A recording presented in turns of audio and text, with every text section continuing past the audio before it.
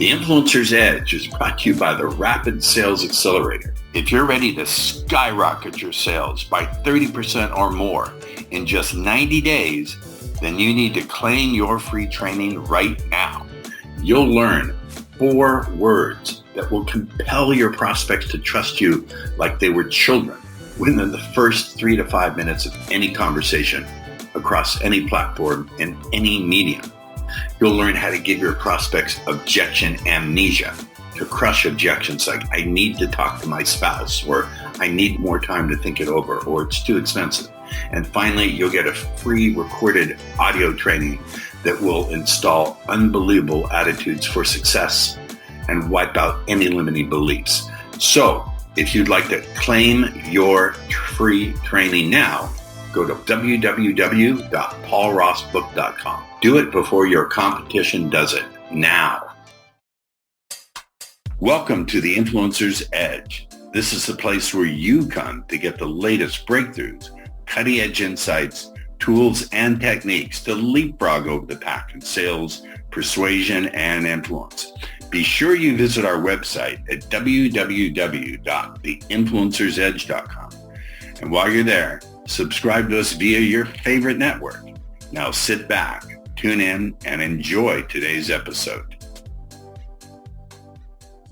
Laughing. My guest today is Stirling Gardner. Now, Stirling first came to my attention, I believe, through a Facebook ad or an Instagram ad. I don't remember. I know you advertise on both.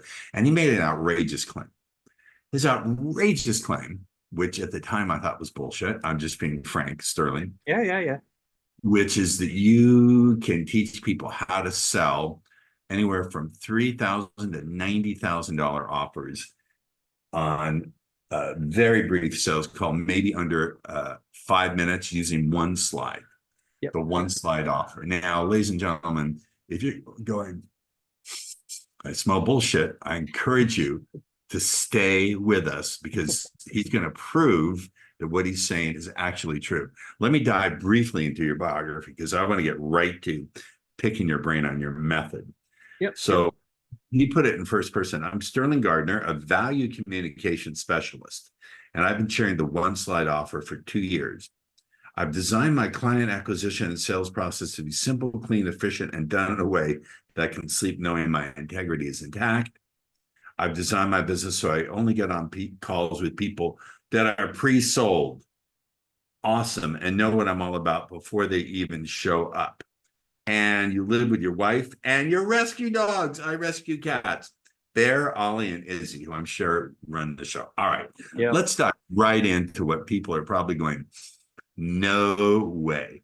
Let's talk about, first and foremost, the elements of conveying the value proposition. One of the things you say that's brilliant, Stirling, is that most coaches, 99% of them, are making maybe you said 90, I don't remember, are confusing their program with their value propositions. So let's talk about that distinction.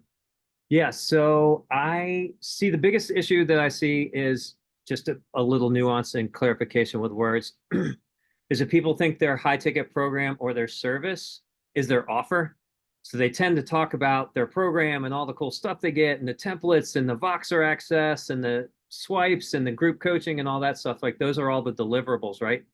People think that's their offer, but it's a very small part of their offer compared to what people actually care about. So there's 3 parts of your offer. There's the program or the service. Those are the deliverables. Then there's the promise, or what I call the gift somebody's going to get after working with you. And then there's the packaging, or what I like to call the gift wrap. So how do we wrap up the promise so that somebody's like, oh my God, this makes perfect sense. What's it look like to work with you? So we unfold the packaging, which is 6 elements of the packaging. There's bonus, guarantees, authentic, urgency, scarcity, pricing, and naming mechanisms. So again, it's all the packaging around the promise. So what the promise does is that's something that we can go through in 3 to 5 minutes, explain the promise of what you do. And what we're doing is actually teeing up the process so that they invite us to ask, hey, what's inside your program? So if we unfold the promise correctly, we'll say, hey, do you have any questions about what I do? And they'll say, no, this makes perfect sense. Tell me what it looks like to work with you. Tell me what the investment is. Tell me what the next step is. So what they're really asking is, hey man, tell me what's actually in your program. Does that make sense? Yeah, it makes dollars and cents. Let's talk about what how does someone suss out what their promise is, and how do they avoid something that the FTC would shake their finger at and you'd get investigated, which is I promise that I will triple your return on investment within 90 days. We can't do that, correct? Or you can do that. Let's talk about that. Well, I'm definitely not an FTC expert, and I know they're coming down hard. So I have a big disclaimer at the front of my conversations. But so the promise, in a nutshell, if we're looking at the 10,000-foot view, this is what I want everybody to understand. So of the program, the promise, and the packaging, everybody who's listening to this, I'm sure knows what the 80-20 principle is, right? So the promise is going to give you 80 to 90% of the success of your business. So if you can nail the promise, that's going to completely change things overnight. So the promise consists of, this is my definition, 10,000-foot view, of the clear, simple, and as measurable as possible outcome that you can provide.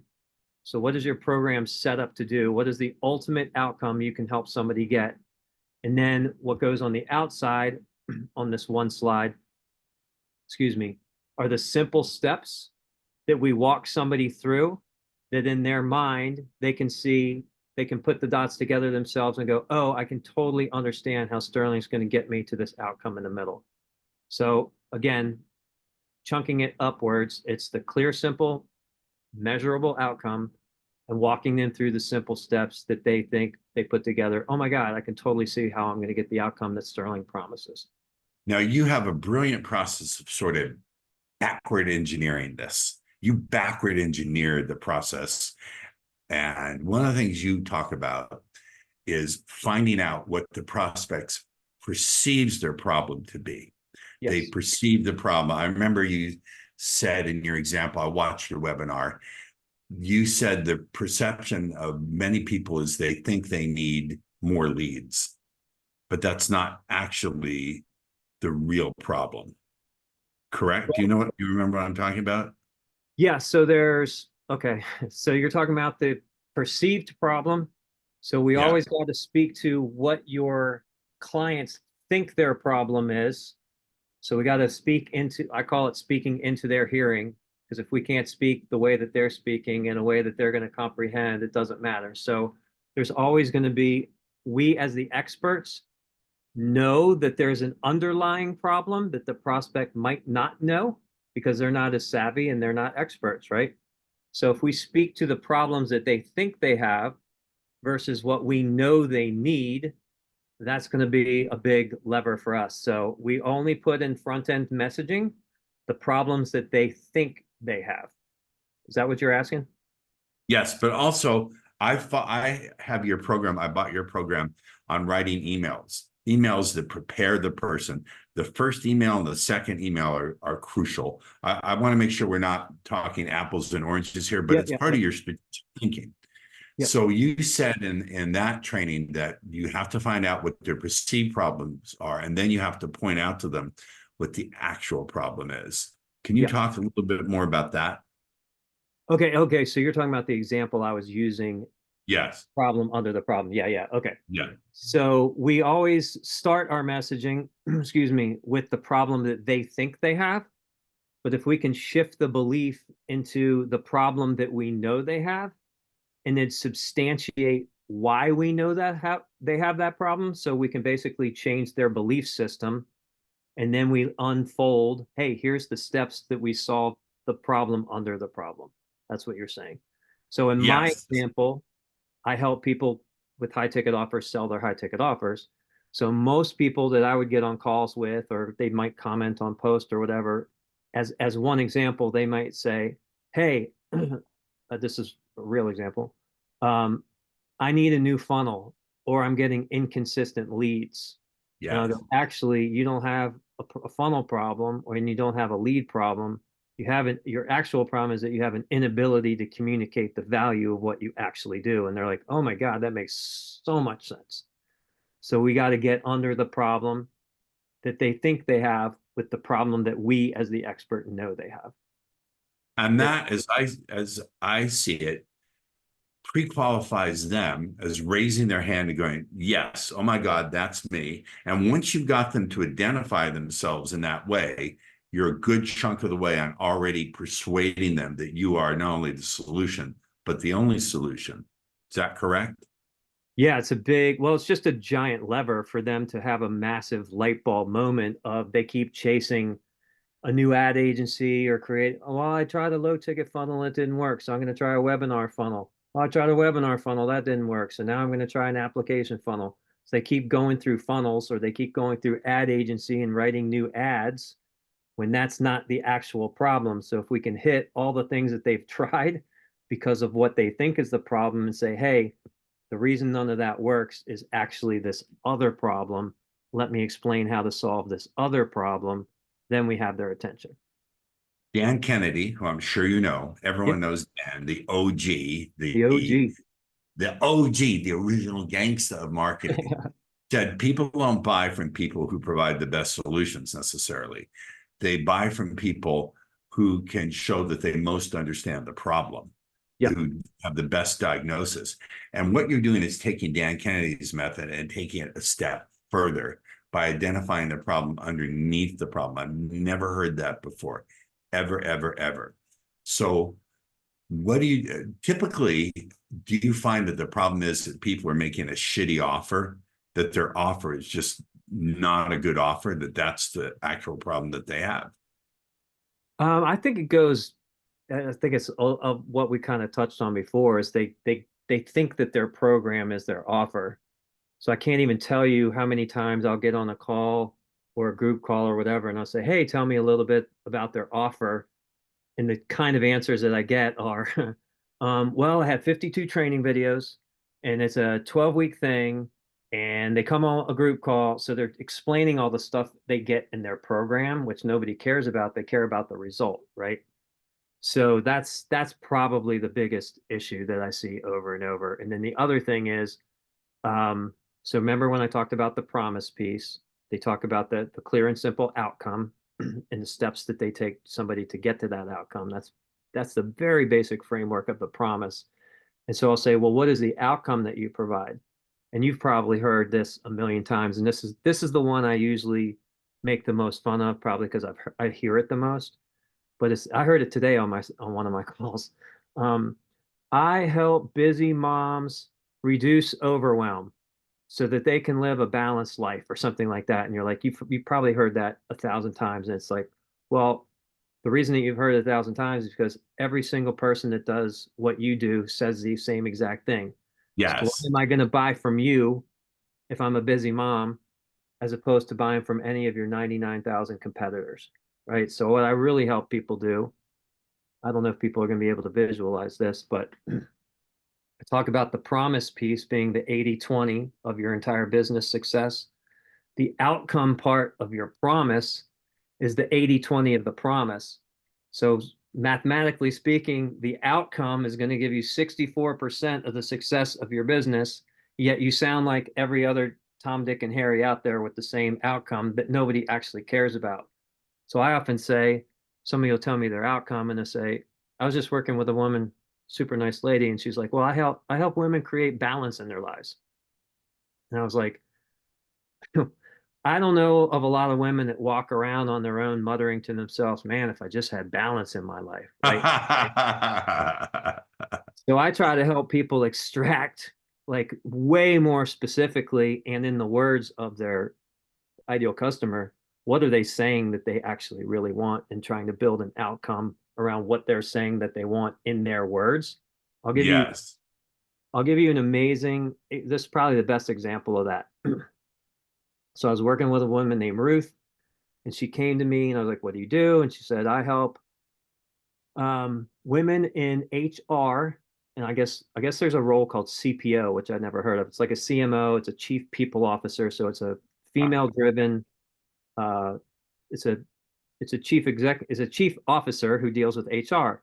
Typically in corporate, at least in our country, it's very male dominated, the C-suite. And so she shows up in these C-suite meetings every single day of the week, typically being the only woman. And she was having a really hard time selling her program. And I said, well, that's because you sound like everybody else that's trying to help women. So her thing was, I help women in HR overcome burnout. I was like, well, that's really hard to sell. So I asked her some questions. We're extrapolating conversations that she'd have. And she said she was talking with a woman on the phone the other day. And just in general conversation, this woman said, I feel like every day I go to work, I'm being gaslit. And I was like, Ah, I said, hold the phones, hold the phones. This is your perfect client, right? So she goes into these board. I said, expand on that. She goes, well, she said she goes into these board meetings. There's all these men in there. She'll like sheepishly put up an idea, and then some other man grabs onto it, and then all the other men are like, oh my God, Dan, that's an amazing idea, right? They're like uh getting on the guy for expanding on the idea rather than the original thing. She's like, this is crazy. I'm getting passed over, but I'm putting up all these ideas. I feel like I'm getting gaslit. Okay. I said, okay, great. Let's test this outcome in your messaging. How to break free from being gaslit in the workplace. She said, brilliant. Sterling, I'm using her words the way that I tell people to use your client's words, right? She goes, Sterling, I put out that outcome. People started self-selecting, and I had clients jumping into my lap based on the outcome that her client actually said that no one else in the market that Ruth is in, none of her competitors are talking about breaking free from workplace gaslighting. And You know that's what? You one know example.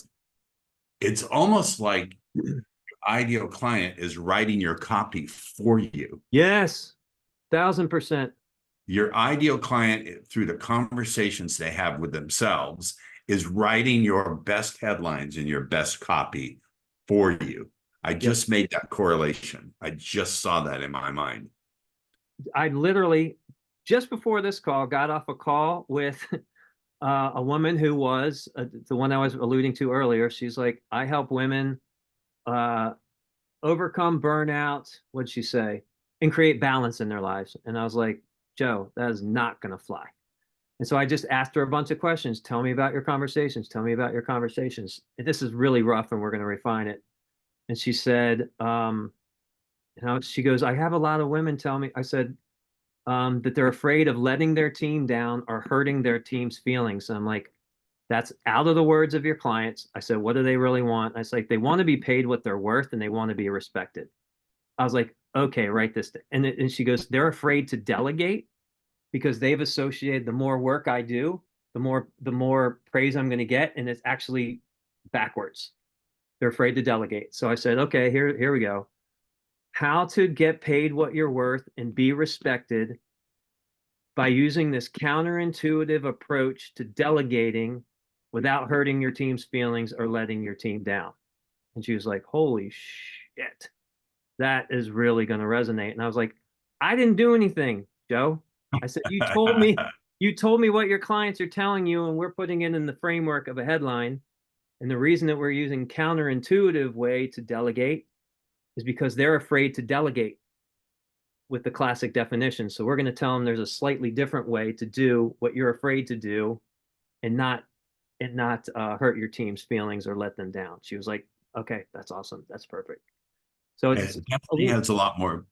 It definitely has a lot more punch to it than something so anemic and mushy as what she originally came up with.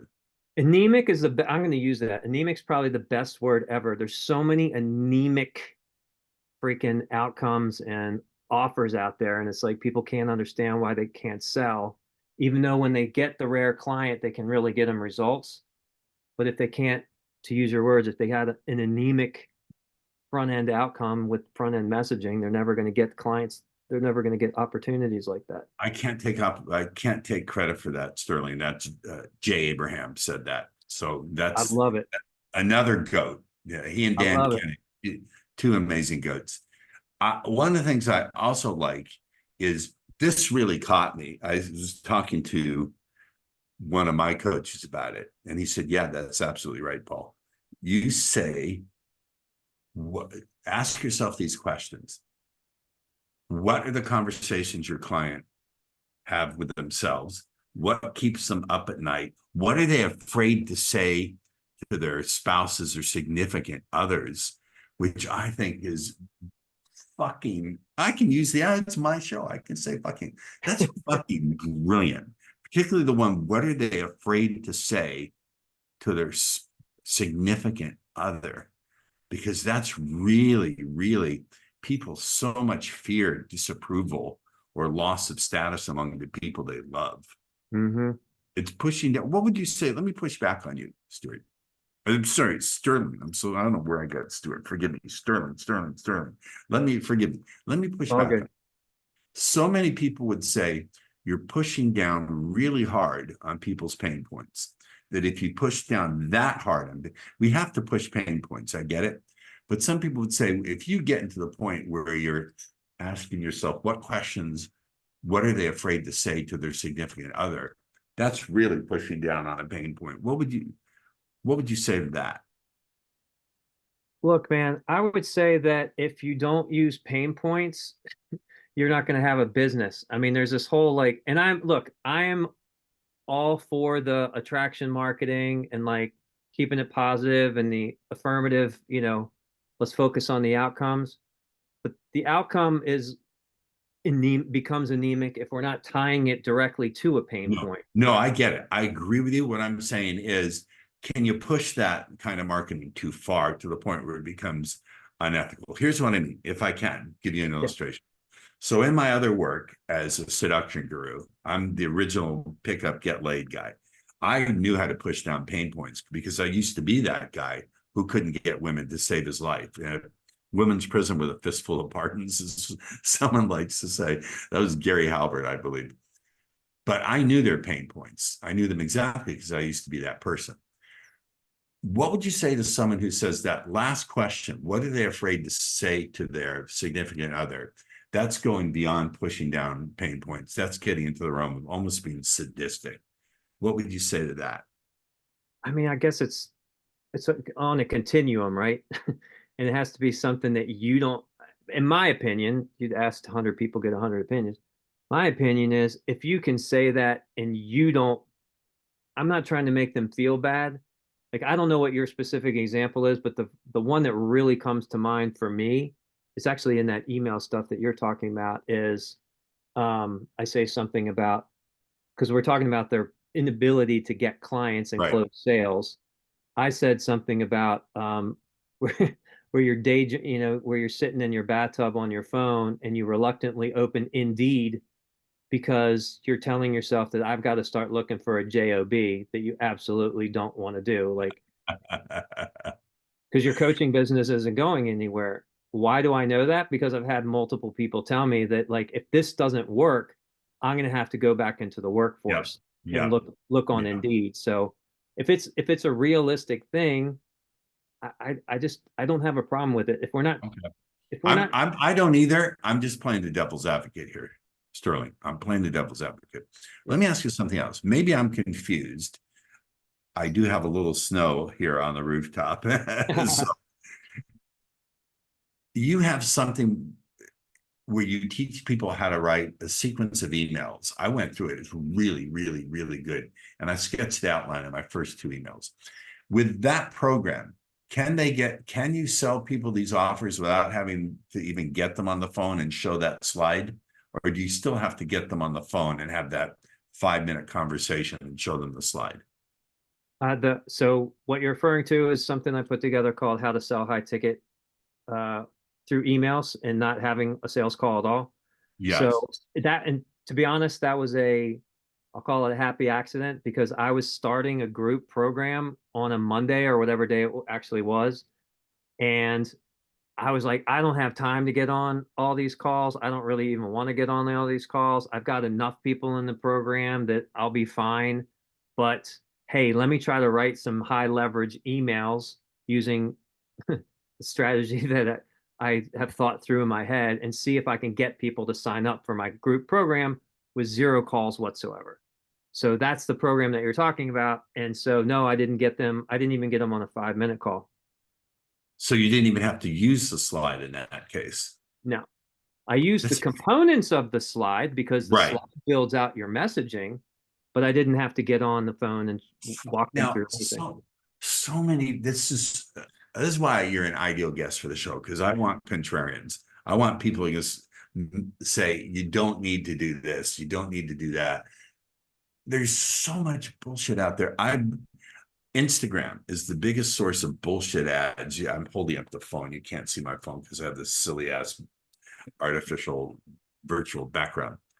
I see so many things on Instagram saying webinars are the way to make millions of dollars. And other people say you, there's so many gimmicks that are put out there. And what I like is you're saying, no, no, no, no, no, no, no, no.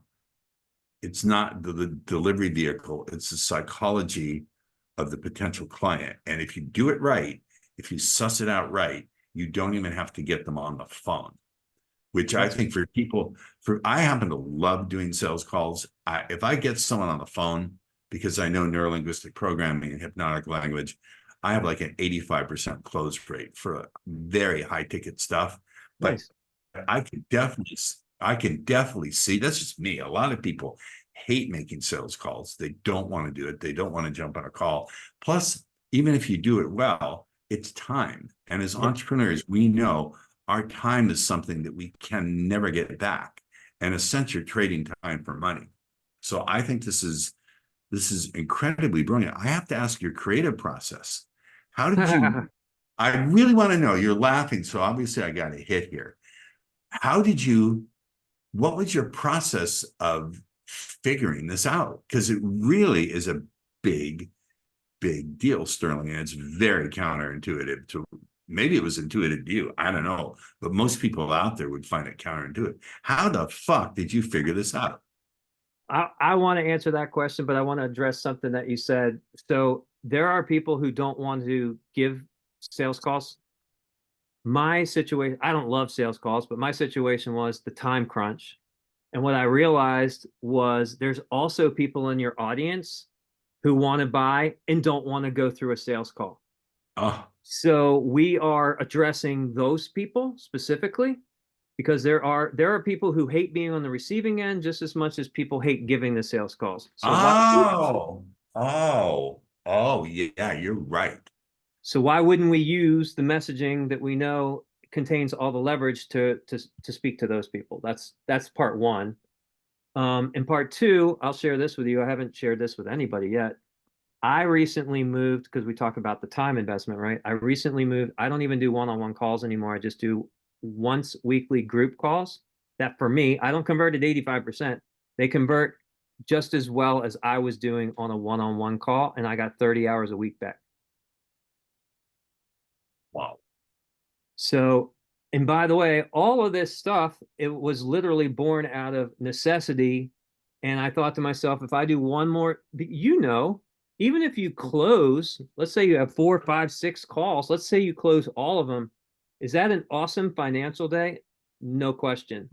Are you burned out and so sick of sitting on Zoom?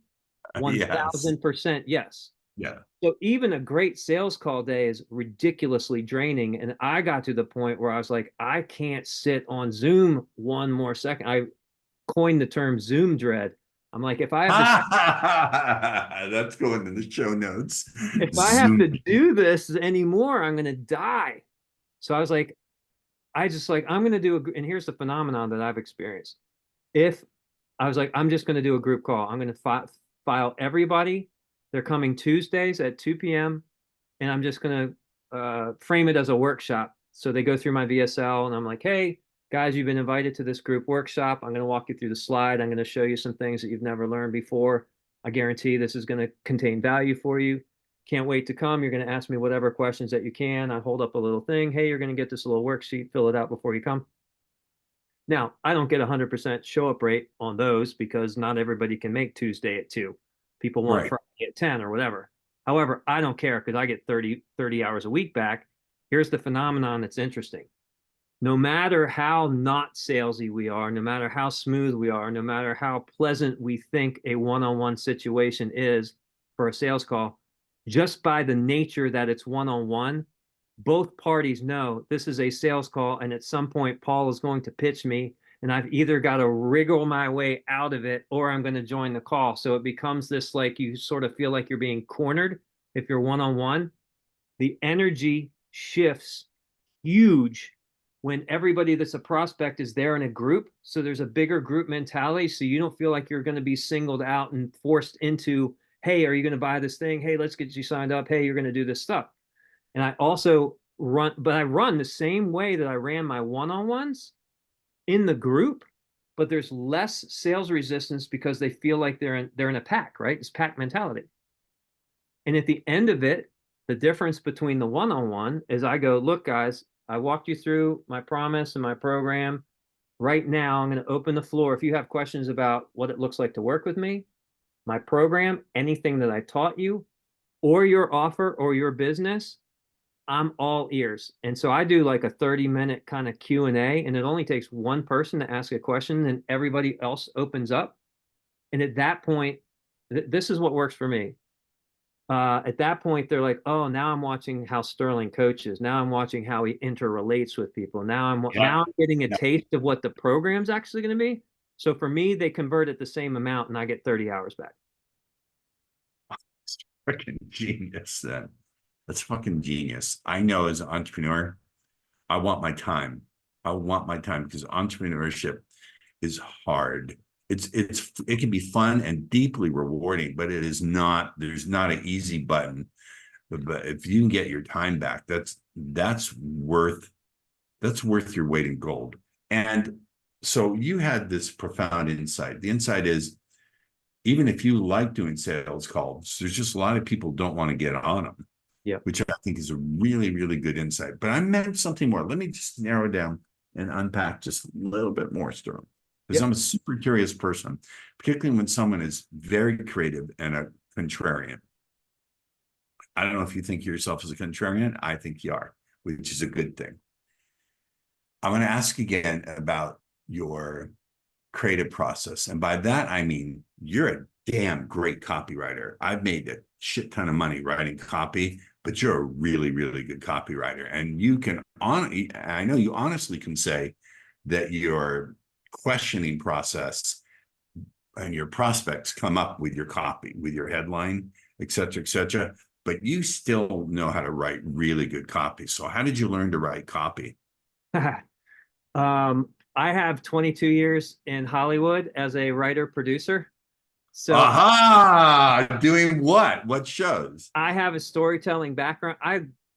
Dude, I wrote everything from animated advertorials to a Roseanne pilot that didn't go before the Connors. It was kind of a reboot. Various TV shows, independent films, commercial. I mean, I literally, and then I literally was one of the few people I made a living literally storytelling, like telling personal stories. So kind of all over the gamut. So I have a really good understanding of how to grab people and walk them through a story.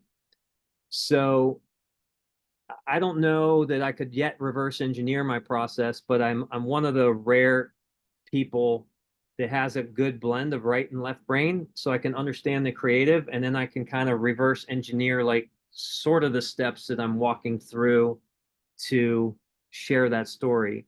And then to circle back to answer your actual question, how did I figure this out? This is the only thing I can tell you what I do.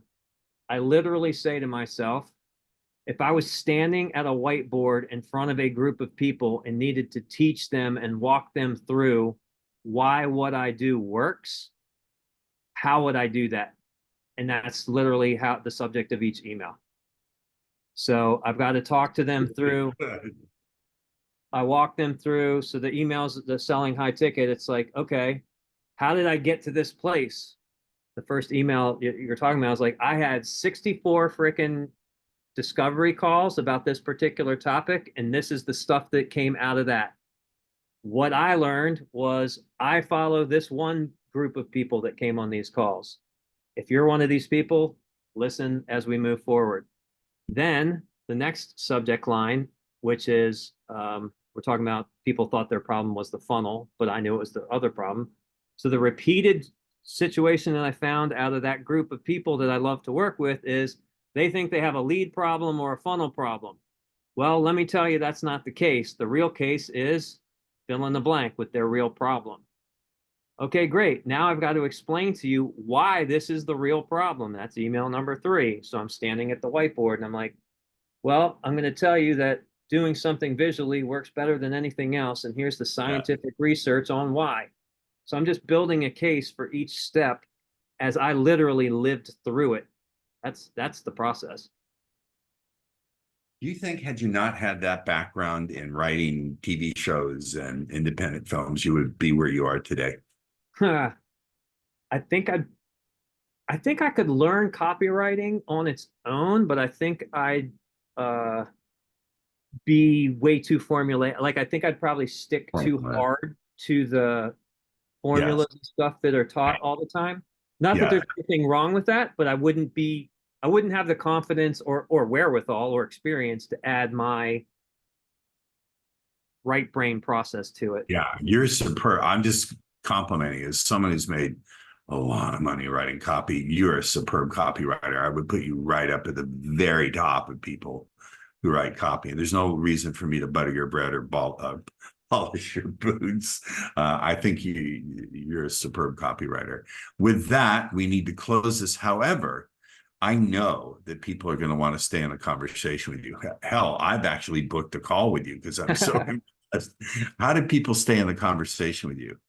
The best way is to, and somewhere around we'll have show notes or something, and we'll just put I just recommend, honestly, following my personal page, not my business page, my Stirling Gardner. Just find me on Facebook and message me, and I post a lot of stuff. Random Stirling, stuff. For those of you who can't spell, it's with Stirling, yeah. Not E. All right, Stirling, thanks so much. Stay in the green room with me for a minute after the show. You've been a fab guest. Thanks, man. Those guests is exactly who I'm looking for. Someone who thinks outside the box, disconnects the dots and colors outside the lines. Thank you so much. We'll see you next time on the Influencer's Edge. Oh, by the way, if you want to get a free download of my new book, I've learned, look at this, Stirling. Why do I call you Stuart? It's okay, man.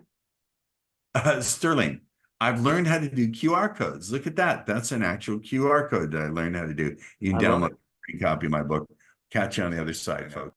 The Influencer's Edge is brought to you by the Rapid Sales Accelerator. If you're ready to skyrocket your sales by 30% or more in just 90 days, then you need to claim your free training right now. You'll learn 4 words that will compel your prospects to trust you like they were children within the first 3 to 5 minutes of any conversation across any platform and any medium. You'll learn how to give your prospects objection amnesia, to crush objections like, I need to talk to my spouse, or I need more time to think it over, or it's too expensive. And finally, you'll get a free recorded audio training that will install unbelievable attitudes for success and wipe out any limiting beliefs. So if you'd like to claim your free training now, go to www.paulrossbook.com. Do it before your competition does it now. Thank you for tuning in to the Influencer's Edge, where you get the latest breakthroughs, cutting-edge insights, tools, and techniques so you can leapfrog over the pack in sales, influence, and persuasion. Remember to visit our website at www.theinfluencersedge.com to enjoy even more great episodes like this one. We look forward to seeing you again on the Influencer's Edge Show.